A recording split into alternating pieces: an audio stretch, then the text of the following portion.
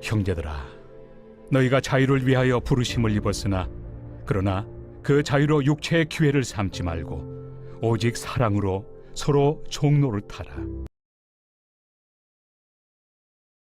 성경은 하나님의 구원 계획을 설명한 책입니다. 하나님의 구원 계획을 잘 설명하기 위해서 성경은 구약 성경 그리고 신약 성경 이렇게 두 개로 구분되어 있죠. 우리가 성경을 읽을 때마다 벽에 부딪히는 것 중에 하나는요, 구약의 율법이에요.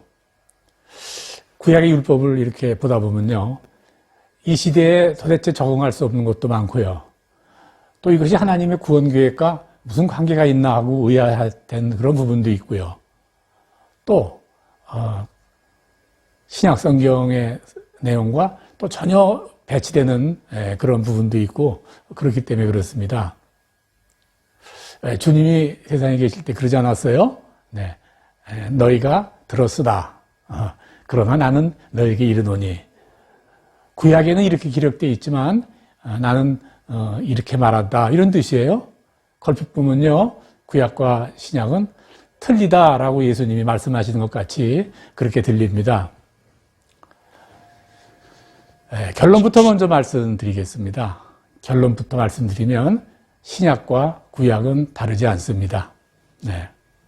그럼 뭔가? 그냥 과정입니다.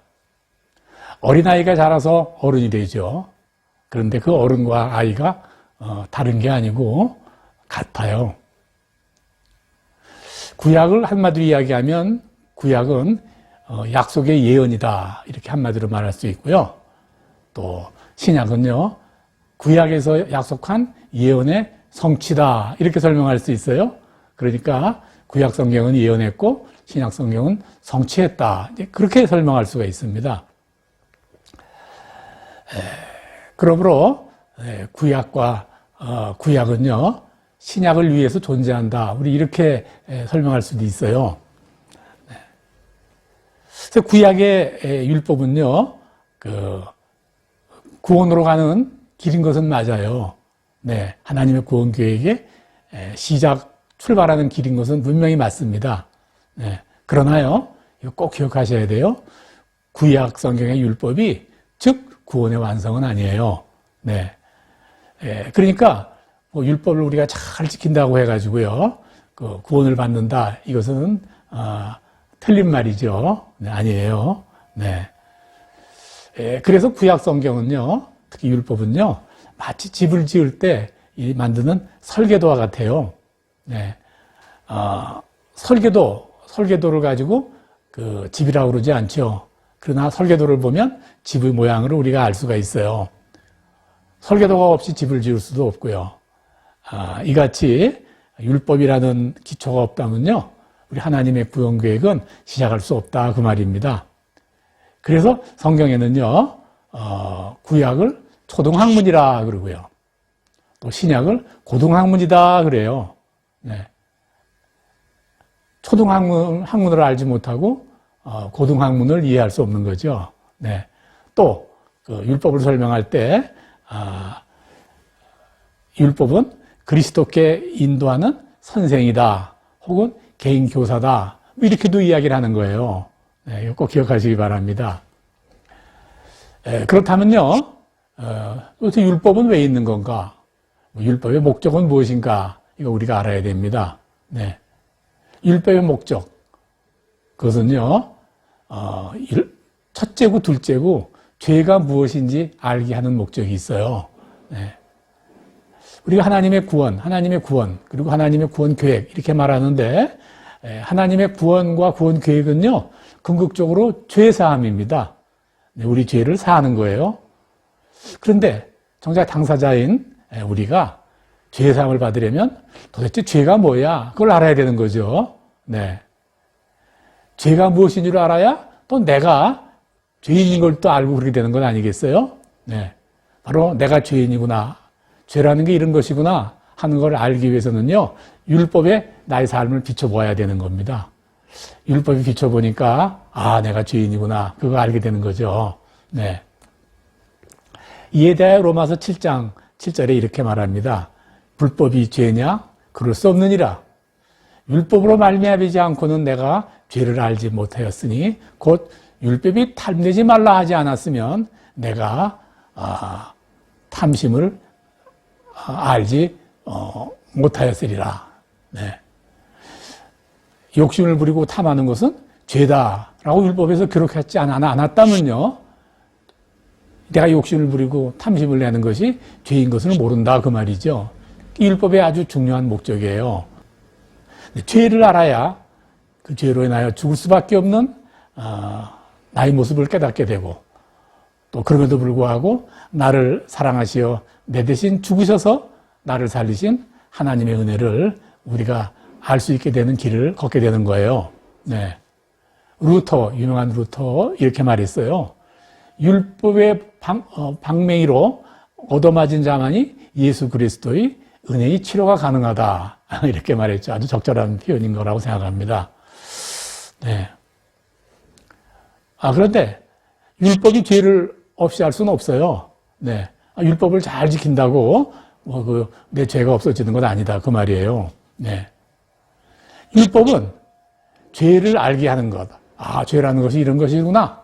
그거 아는 것으로서 율법의 임무는 끝나요. 네. 그런데 어떤 사람들은요, 이 율법을 잘 지키고 또 그래야만 이것이 바로 구원이다.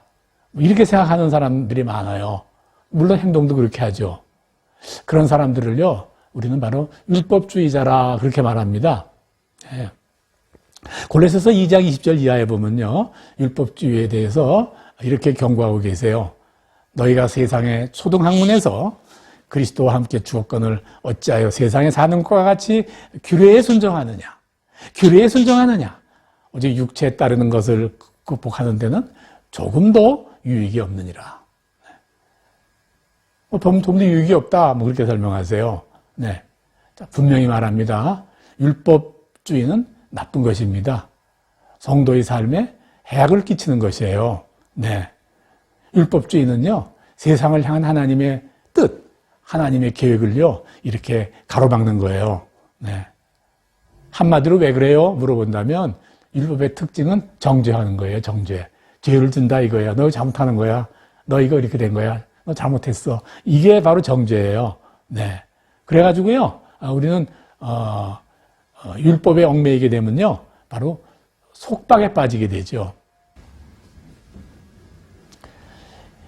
예수님이 세상에 오셔서 가르치실 때 강조하고 또 강조하신 말씀이 계세요. 그것은 뭐냐면요, 내가 너희를 정죄하러 온 것이 아니라 구원하러 왔다. 이렇게 말씀하신 거예요. 또 나는 의인을 부르러 온 것이 아니라 죄인을 부르러 오셨다. 이거 아주 핵심되는 말씀 중에서도 핵심이라고 말할 수 있어요. 네. 하나님이 우리를 성도로 부르셨어요. 부르신 것은요, 죄로 인해 마치 감옥에 갇힌 것과 같이 우리 육신과 영혼에게 자유함을 주시기 위함이었어요. 오늘 본문, 형제들아 너희가 자유를 위하여 부르심을 입었으나, 네, 너희가 바로 자유를 위하여 부르심을 받았다 그 말이죠. 네. 그러니까 우리가 자유함 그러면 방종이 아니에요. 두려움과 죄책에 빠져 있는 그런 모습이 아니라 기쁨과 자유와 친밀함과 그런 즐거움을 말하는 것입니다. 네. 이것이 우리를 부르신 하나님의 목적이에요. 네. 우리가 율법주의라고 하는 함정에 빠지면요, 우리의 믿음은요, 매일 나 스스로는 나는 안 되겠구나, 나는 안 되는구나 이렇게 할 수밖에 없고요. 남에 대해는요, 너 이렇게 하면 안 돼, 너 이렇게 왜 하는 거야, 절대 안 돼, 그렇게 하지 마, 안 돼, 네가 하나님의 백성이야, 네가 성도야, 그렇게 비난하고 꾸짖을 수밖에 없는 삶을 살게 됩니다. 네. 한국교회에 우리 문제점을 많이 이야기하고 있어요. 저도 한국교회 한 부분 속한 사람으로서 스스로 이렇다고 말하기는 좀 민망하고 부끄럽지만, 흔히 우리 한국교회를 기복주의나 물질주의가 교회 안에 들어와 있다, 그리고 모두 다 근심하죠. 네, 맞아요. 그런데요, 성도들이 잘 깨닫지 못하고 있으면서도 아주 가장 큰 문제점 하나가 바로 이 율법주의입니다. 네, 아주 율법주의가 아주 편만하게 퍼져 있는 거 분명해요. 네. 며칠 전 꽤 유명하다고 그래요. 저는 태국에 오래 있어 그런지 잘 모르는 분들이 유명하다고 하는데 정말 유명한 건지, 그 목사님이 이렇게 인터넷을 통해서 설교하시는 것을 들었어요. 네. 좀 긴 설교인데 한 30분이 넘더라고요. 그런데 그 제목이 인터넷 예배는 절대 안 됩니다, 이런 제목이더라고요. 네. 저희 생각과 전혀 반대거든요.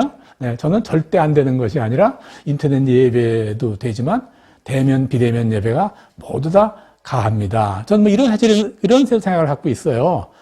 제목이 그렇게 특이해서 제가 그 목사님 설교를 끝까지 제가 다 들었어요. 네. 그 예배를 드리면서 그분 설교의 거의 대부분이 말이죠, 거의 인터넷 예배를 드리는 그런 성도들을 향해 가지고요, 거의 저주에 가까운 그런 막말, 이런 표현으로 될지 모르겠어요. 제가 저주에 가까운 막말이라고 해도 될는지 모르겠습니다. 제가 듣기에는 그렇습니다. 그런 막말을 막 하더라고요. 네. 그분 설교 시간의 대부분을요, 왜 인터넷 예배가 하나님 앞에서 올바르지 않은 것인가 하는 것을 성경 구절을 통해서 말씀드린다면 저도 한번 공부를 한번 해볼 마음이 있었습니다. 혹시 제가 가지고 있는 신념과 어떤 차이가 있나 해서. 근데 한마디 말씀도 안 하시고, 안 됩니다. 안 됩니다. 안 됩니다로 일관하시다 끝내더라고요. 네.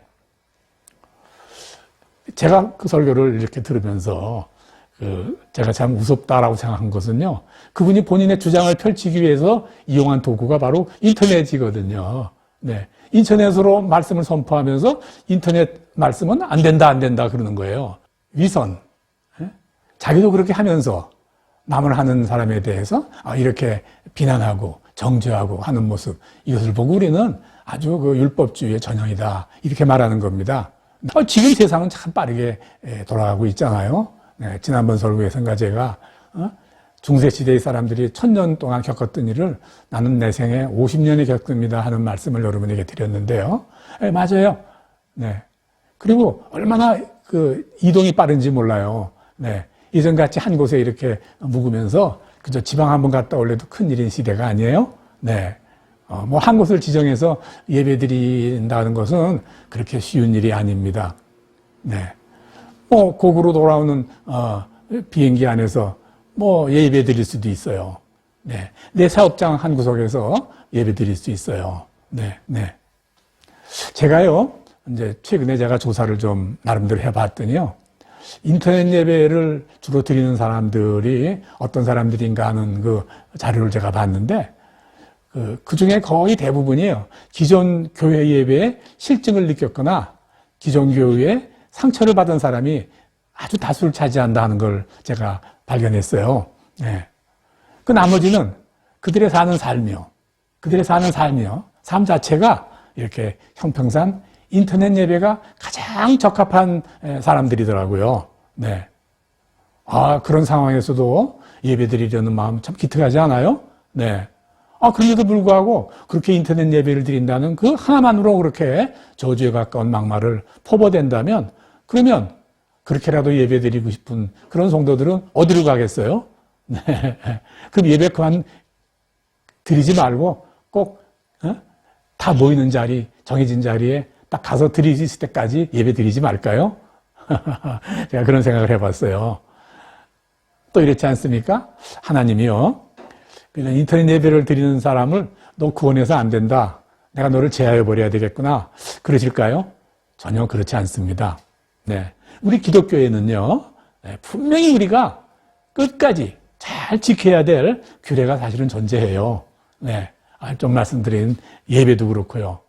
또 주일 성수도 그렇고요. 또 11조도 그렇고요.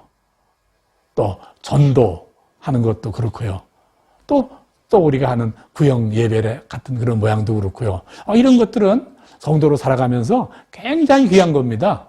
네. 할 수 있는 한 이거 할 수 있는 게 가장 좋아요. 네. 그러나입니다. 그것을 좀 게을리했다고 해서, 11조를 좀 게을리했다고 해서, 주일 성수를 좀 게을리했다고 해서 등등등등등 권면은 할 수 있지만 비난하고 정죄할 수는 없습니다. 네. 그렇게 비난하고 정죄한다면 그것이 바로 율법주의라, 이렇게 말합니다. 하나님이 우리가 교회를 이루며 믿음 생활을 이어나가는 데 있어 반드시 해야 될 일을 좀 방심하거나 게을리하거나 그런다고 해서 너 구원해서 제하여버리겠다, 그러실까요? 네. 아닙니다. 절대 그건 그렇지 않습니다. 그러나 본인으로서는 그렇게 피하는데 그 자유함이 핑계가 되어서는 안 된다 말씀드리는 겁니다. 이게 오늘 마지막 본문. 그러나 그 자유로 육체의 계를 삼지 말고 오직 사랑으로 서로 종노릇하라. 오늘 본문의 마지막 구절입니다. 율법은 우리에게 속박을 줍니다. 그 속박으로 인해서 우리는 죄가 무엇인지 알게 되고 그 죄를 시작으로 해서 우리는 하나님의 말할 수 없는 은혜를 받게 되었습니다. 그럼에도 불구하고 우리가 율법의 속박에 이렇게 몸을 던지고 산다면 그 율법은 하나님의 은혜를 막는 도구가 되어버립니다. 갈라디아 교회에다 한 우리 주님의 말씀이 바로 오늘 이 시대에 사는 우리들에게 하시는 말씀으로 받아들이길 원합니다. 갈라디아서 3장 1절로 5절 이렇게 말씀하십니다. 어리석도다 갈라디아 사람들아, 예수 그리스도의 십자가에 못 박히신 것이 너희 눈앞에 밝히 보이거늘 누가 너희를 꾀더냐? 너희가 성령을 받은 것이 율법의 행위로냐? 듣고 믿음으로냐? 너희에게 성령을 주시고 너희 가운데 능력을 행하시는 이는 율법의 행위에서냐 혹은 듣고 믿음에 의함이냐. 네. 율법은 모세로 말미암아 주신 것이요 은혜와 진리는 예수 그리스도를 말미암아 온 것이라. 요한복음 1장 17절은 이렇게 정의합니다. 이 말씀을 굳게 붙드시기 바랍니다. 그리하여 율법이 속박에서 벗어나 바로 하나님이 우리에게 주신 은혜 가운데 거하심으로 말미암아 말할 수 없는 자유함 가운데 사는 여러분이 되시기를 주의 이름으로 간절히 축원합니다. 아멘.